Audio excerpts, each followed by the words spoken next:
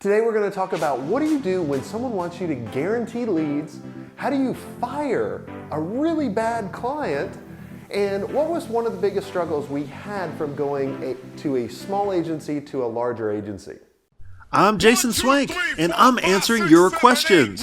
And this is Ask Swenk. Lawrence asks, our prospect is asking for us to guarantee the number of sales leads our digital marketing will create, which is impossible and could change over time.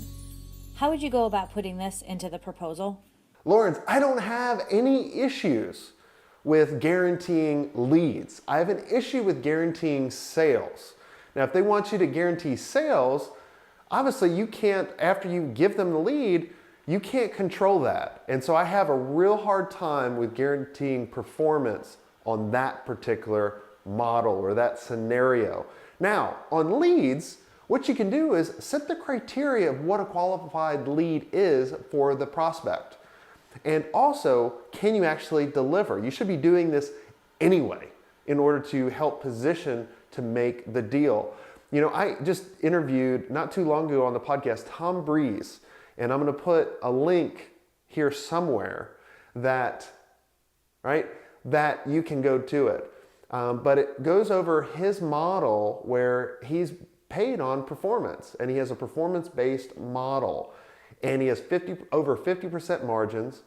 He closes over 95% of his deals, and he has a really good model. So you should check that out.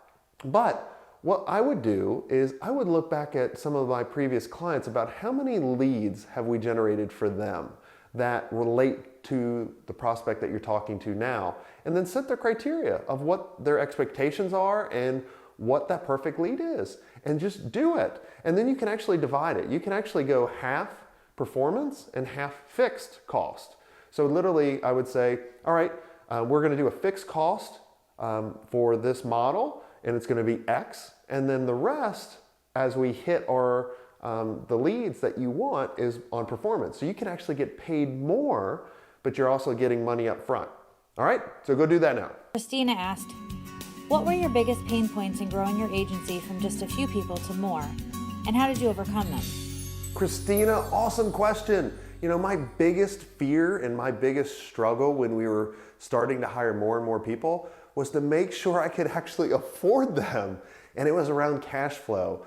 And so how we got over this was a couple folds. First, we had to create a cash flow kind of projections worksheet where basically we outlined all of our expenses, we outlined all of our income, our accounts receivables, we brought in kind of the top percentage of all the proposals in our pipeline that we thought we would close. And then we just started actively looking at when we were going to have issues in the future if we kept on that track. So then we could light a fire under our salespeople's butts or our own butts in order to bring in more revenue. The other thing that we did was we changed the payment terms with our clients. All the reoccurring revenue we got paid up front, and we gave them options in order to pay for the year, for the 2 years, right? And then on the project work, we changed the payment terms to 50% up front, a quarter halfway through the project, or at a certain date, whichever comes first, and then the same thing at the end, a quarter at the very end of the project, or at a certain date, whichever comes first, which means a lot of times we're gonna get paid for 100% of the project before 30% of the project was even done, just because we're always waiting on our clients. So we changed the payment terms. So now we could, afford to pay all these people that we're bringing on. And then the last thing that we did was we increased our pricing. And I'm not just saying we increased our pricing on existing clients, we increased pricing on the ones coming in, and we set a new criteria that matched with where we needed to be and where we wanted to go. So we started acting like an agency that we wanted to be in the future and started charging for that as well. And so if you do those three things, which we did, then it makes it a lot easier to build your team and not worry about cash flow because, dude, I get it. I worried so much about cash flow before we did this, and it was stressful. I mean, literally, we would come into our management meetings and I'd look at, into the SunTrust account and be like, oh crap, we need to get, an extra 100 grand in here to make payroll. But when we started doing this, we never had to do that again. We never freaked out. We always saw it coming and we could make adjustments way ahead of time. I mean, literally like 3 months ahead of time. So then we were always able to make payroll. Glenn says, we need to get rid of a terrible client. They're not taking the hint, so I need to formally drop them. A lot of thought went into this decision, and they must go. How would you go about it? Glenn, I am so happy for you that you've decided to get rid of one of your bad prospects that sneaked in that became a bad agency client. I have a motto that there's no such thing as a bad agency client. There's only a bad prospect and a bad process. And over time, as you start taking on more and more, you can eliminate all the bad clients, okay? But bravo for figuring out that this is one that you need to get rid of. If I could, I'm jumping up. I'm literally jumping up. But what you need to do is look at your contract and see what you signed between the two parties about how fast you can cancel. A lot of clauses in your contract will say you can cancel in 15 days with written notice. And you just don't want to send them a letter.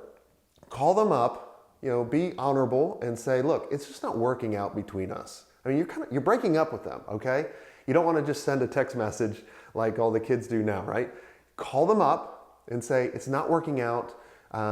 We're going to give you back all the files. If you want to give them a refund, give them a refund. We've done that in the past. I mean, there were such bad clients that we were just like, dude, take your money and go. And then pass them off to your worst competitor. Pass them off to your worst competitor and give them that. I mean, literally, we would even send an email introduction and then they would be like, dude, what's going on? And it was hilarious. I mean, we'd have so much fun doing that.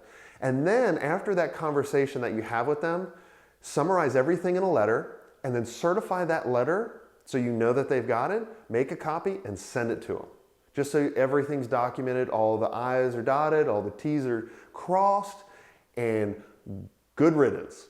And then what you probably want to do is look back through your client roster, and you should do this every quarter. Look back through your client roster and see about, has there been any bad prospects that squeaked in that turned into rotten clients that you want to get rid of? And just get rid of them because your team's going to be so much more happy, you're going to be happier, and then you can say yes to the right things. Okay?